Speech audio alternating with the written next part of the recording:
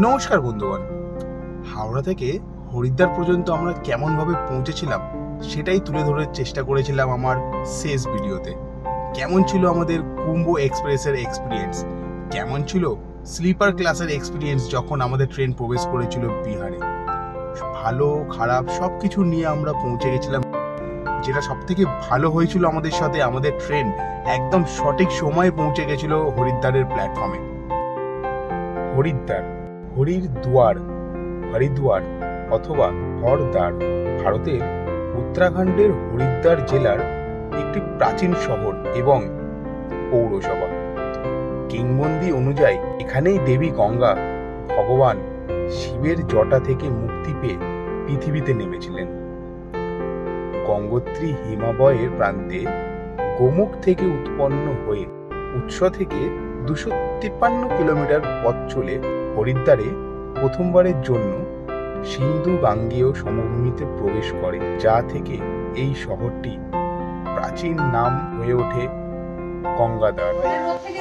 বাসের টিকিট কাটা হয়ে গেছে, হোটেল নেওয়া হয়ে গেছে।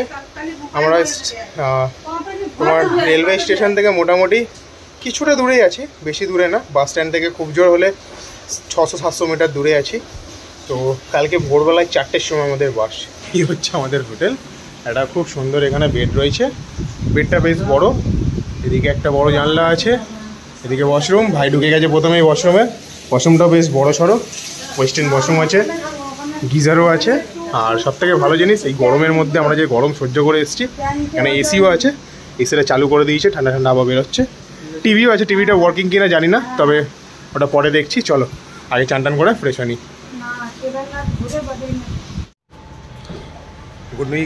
Good evening from Haridwar. তো হোটেলে এসে স্নান টান করে একদম ফ্রেশ হয়ে আবার বেরিয়ে পড়লাম হারকি পৌড়িতে যাব বলে। তো সাদা সাদা কেন দেখাচ্ছে, এবার ঠিক আছে। তো বেরিয়ে পড়েছি হারকি পৌড়িতে যাব বলে। আমি একটুখানি আগে চলে এলাম, একটু চা খাবো, নিজেকে একটুখানি ফ্রেশ করব। মারা পেছনে আসছে রেডি হয়ে। তো ব্যাপারটা হচ্ছে, এই ব্লগটা আমি শুধু রাখবো হারকি পৌড়িতে ঘোরার জন্য, আর কালকের ব্লগ আবার নতুন করে শুরু করব হরিদ্বার টু সোনপ্রয়াগ। তো চলো, প্রথমে চায়ের দোকান, কাকার দোকানের চাটা খুব সুন্দর, এক কাপ চা খেয়ে নিই আগে। তো আমাদের হোটেলটা হচ্ছে ওইখানটাতে, হোটেলটা আমি পরে দেখাচ্ছি। ওখান থেকে বেরিয়ে এসে হচ্ছে কাকার চায়ের দোকান, খুব সুন্দর কাকার চা বানায়। ভাই গরমে যা অবস্থা হয়েছিল সেটা তো মানে একদম যাচ্ছে তাই অবস্থা হয়েছিল। কালকে থেকে ট্রেনে ওই ধুলো, তারপরে হচ্ছে গরম হাওয়া, একটা লু। এখানে 41 ডিগ্রি, যখন আমরা ট্রেন থেকে নামলাম তখন 41 ডিগ্রি, মানে যাচ্ছে তাই অবস্থা। আর জলটা, যেই জলটা আমরা স্নান করলাম ভীষণ ঠান্ডা, খুব মজা পেলাম স্নান করে। তো এখন আবার বাইরে বেরিয়েছি, একটুখানি মানে ঘাম হচ্ছে, একটু কথাবার্তা বলছি, ঘাম হচ্ছে, গরম লাগছে। তো চলো একটুখানি চা খাই, তারপরে যাবো হারকি পৌড়ির দিকে। মারা আসুক, তারপরে দেখা হচ্ছে আবার তোমাদের সাথে। আমরা বেরোলাম হারকি পৌড়ি যাওয়ার জন্য হোটেল থেকে বেরিয়ে। এই যে ম্যাডামদেরকে নিয়ে, ভাইকে নিয়ে যাচ্ছে এখন টোটোর উদ্দেশ্যে।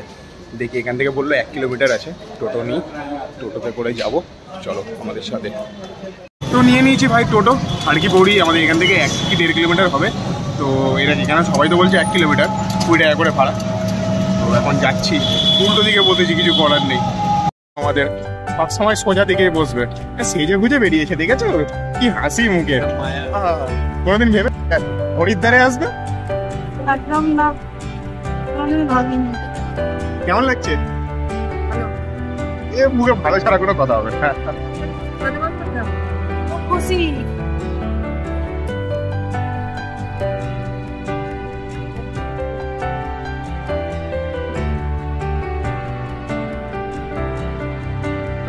জায়গায় জায়গায় এরকম ভোলে বাবার মূর্তি দেখতেই পাবে, কি সুন্দর। দেখো সব আর্ট করা আছে দেওয়ালে দেওয়ালে।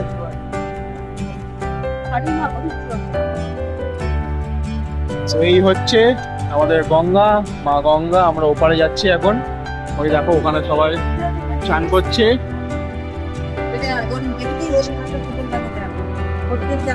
জলের স্রোত দেখুন।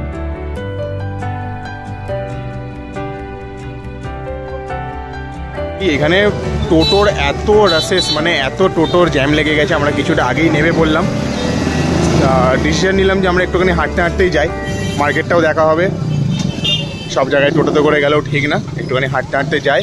ওই কিছুটা গিয়ে আর বাঁদিকে নেমে গেলেই বললো ঘাট। তো তো যাচ্ছি এখন ঘাটের দিকে হাঁটতে হাঁটতে। আর ঘাটের দিকে হাঁটতে হাঁটতে যাচ্ছি, কিন্তু এখানে একটা ধূপকাঠির খুব সুন্দর একটা গন্ধ পাচ্ছি। জানি না কোথায় ধূপকাঠি জ্বলছে বা কিছু, মানে ধূপকাঠির একটা খুব সুন্দর একটা গন্ধ আসছে। আমরা যাচ্ছি সোজা, কিছুটা আগে ওইখানটা একটা গেট মতো মানে ঘেরা মতো ছিল, ওর ভেতরে আর গাড়ি ঢুকবে না। তো আমরা এখন যাচ্ছি, দুধারে ভর্তি দোকান। এখানে খাওয়া দাওয়া থেকে নিয়ে মোটামুটি সব কিছু জিনিসপত্র, ঠাকুরের মূর্তি, ফুচকা, খাবারের দোকান, ভেলপুরির দোকান, মোটামুটি সব দোকানই আছে। শাল, চাদর, ছোটো ছোটো প্যান্টজামা, টুপি, ব্যাগ সব পাওয়া যাচ্ছে এখানে। তো আগে আমরা আরতিটার দিকে যাই, তারপরে যা হবে হবে। কিছুটা আসার পর আবার সেই এখানে এন্ট্রি একটা বোট, আর এই হচ্ছে গেট। ভাই এই হচ্ছে একটা ঘাট, সামনে খুব সুন্দর একটা পাহাড়ের দৃশ্য, বেশ ভালো লাগছে। আর সত্যি যে মানে শুনেছিলাম একটা গঙ্গার যে স্রোত আছে এখানে, গঙ্গার জলের নিজের চোখের সামনে এখন দেখছি। তোমরা জাস্ট গঙ্গার স্রোতটা দেখো, কি স্পিডে জলটা ওই সাইডে বেরিয়ে যাচ্ছে, কি স্পিডে জলটা যাচ্ছে রে বাপ রে বাপ। এরকম ঘাটে সবাই স্নান করছে।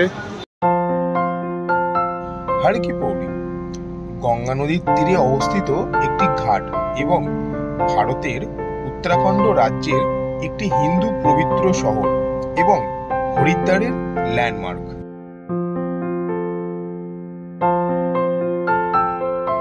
প্রচুর ভিড়, ওইখানেও একটা ব্রিজ আছে, ওই মহাদেব ওখানে দাঁড়িয়ে আছে দেখা যাচ্ছে।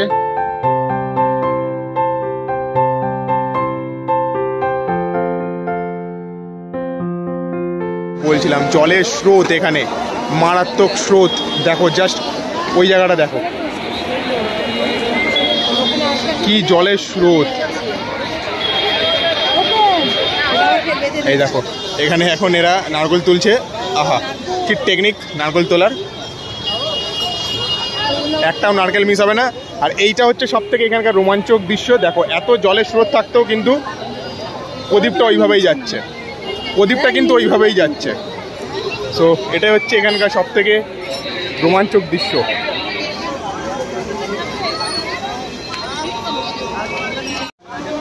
আমরা এখন এই ব্রিজটাই যাব আর ওই ব্রিজটাতে যাব, কারণ আমি জানি না আরতির কতটা কি হয়েছে বা কত কিছু হয়েছে কি না।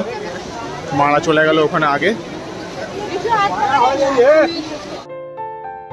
এটা বিশ্বাস করা হয় এটি সঠিক স্থান যেখানে গঙ্গা পাহাড় ছেড়ে সমতল ভূমিতে প্রবেশ করে।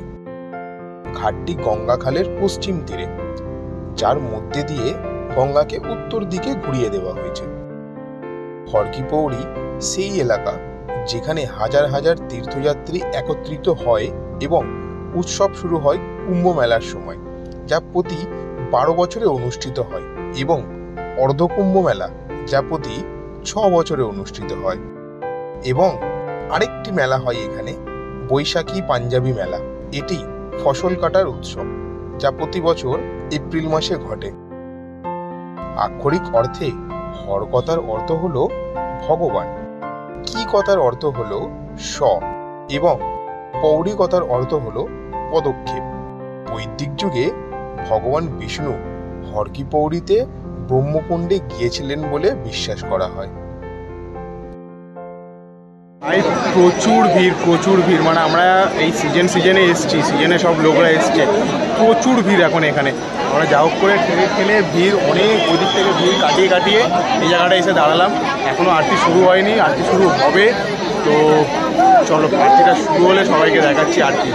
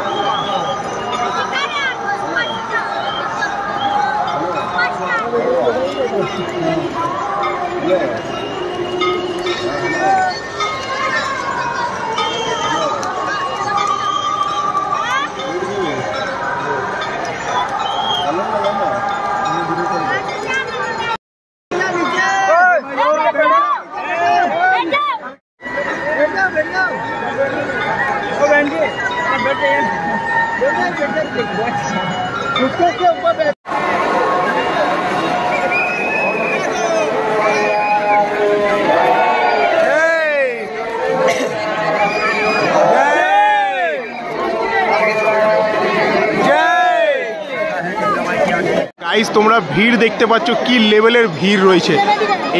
এই হচ্ছে ক্লক টাওয়ার, এটার ঠিক উল্টো দিকেই এইটা আছে, এর ঠিক এইখানটাতে পাশে এই জায়গাটা আরতিটা হয়। জাস্ট কিছুক্ষণ আগে আরতিটা হয়ে গেল, এখন সব প্রদীপ দেখতে পাচ্ছ, প্রদীপ সব ভেসে ভেসে যাচ্ছে। সব থেকে দৃশ্য হচ্ছে এটাই দেখার যে প্রদীপগুলো ডোবে না, যেটা ডুবে যায় ঠিক আছে, বাট বেশিরভাগ প্রদীপ কিন্তু ডোবে না।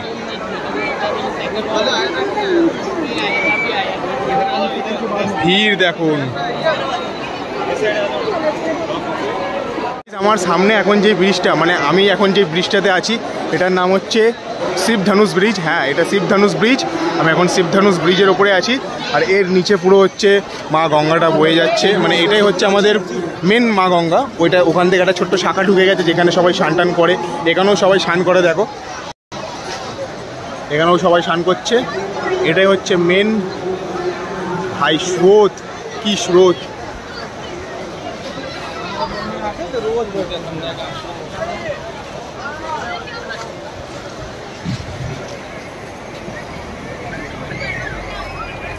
দূরে তোমরা দেখতে পাচ্ছ কিনা আমি একটু জুম করি।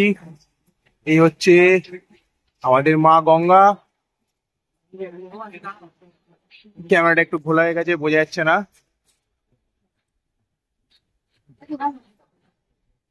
ভাই ফোনে হয়ে গেছে 11% চার্জ। আমার যতক্ষণ হচ্ছে ভিডিও করছি আর ফটো ভিডিও করতে করতে চার্জ আরও তাড়াতাড়ি নামছে। তো যতটা হচ্ছে করছি, এরপরে তোমাদের সঙ্গে দেখা হবে হোটেলে। তো যতটা হচ্ছে দেখে নাও, বাদ বাকি পরে হবে আবার। তো এখন আমরা চলে এসেছি একদম যেখানে আরতিটা হয়। এই নিচেটা নেমে গেলে আরতিটা হয়, ঠিক আছে। তো ভিতরে পুরো আলোয় আলো, খুব সুন্দর একটা জায়গা, খুবই সুন্দর একটা জায়গা।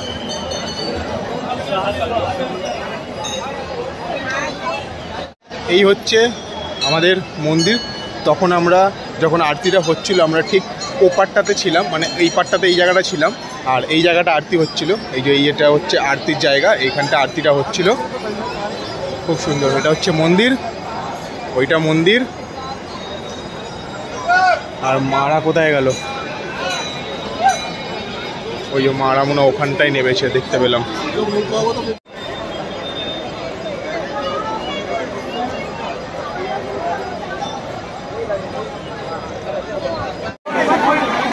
ভাই এখানে স্রোত, কি স্রোত! এই জাস্ট জায়গাটা দেখো। আমি নিচে গঙ্গাতে নেমে একটুখানি দাঁড়িয়েছিলাম।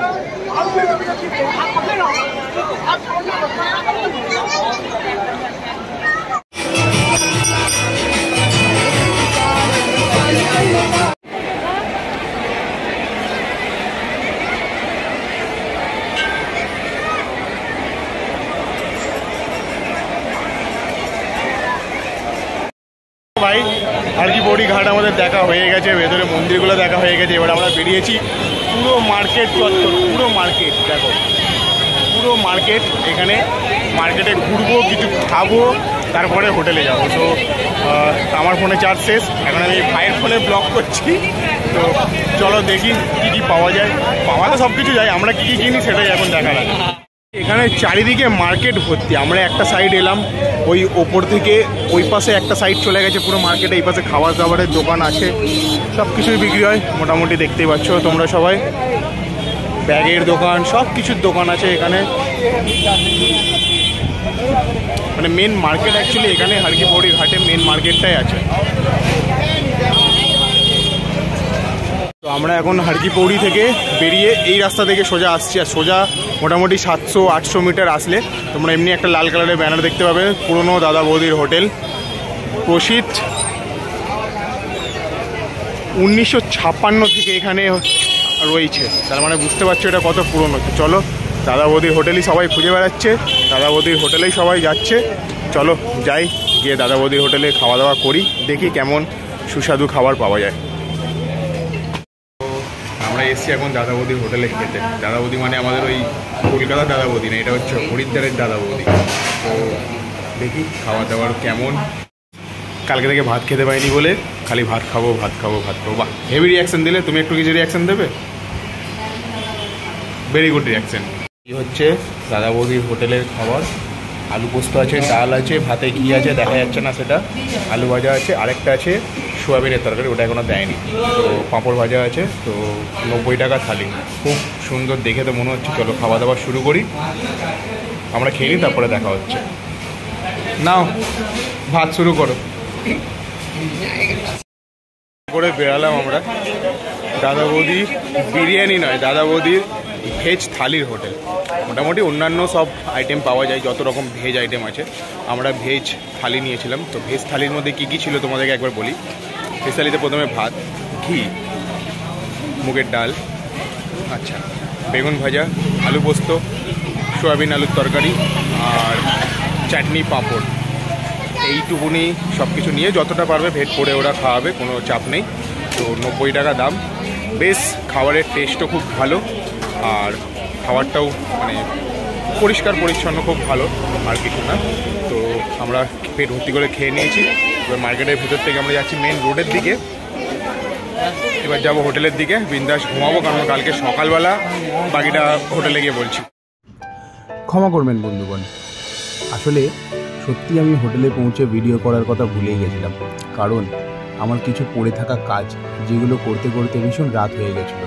আর পরের দিন সকালবেলা 4টের সময় আমাদের সোনপ্রয়াগের বাস ছিল, যার জন্য আমি তাড়াতাড়ি শুয়েও পড়েছিলাম, পারিনি আর কোনো ভিডিও করতে। যাক, এই ভিডিওটা আপনাদের কেমন লাগলো অবশ্যই আমাকে কমেন্ট করে জানাবেন। আর ভিডিওটি যদি ভালো লেগে থাকে তাহলে এইগুলো অবশ্যই করতে পারেন।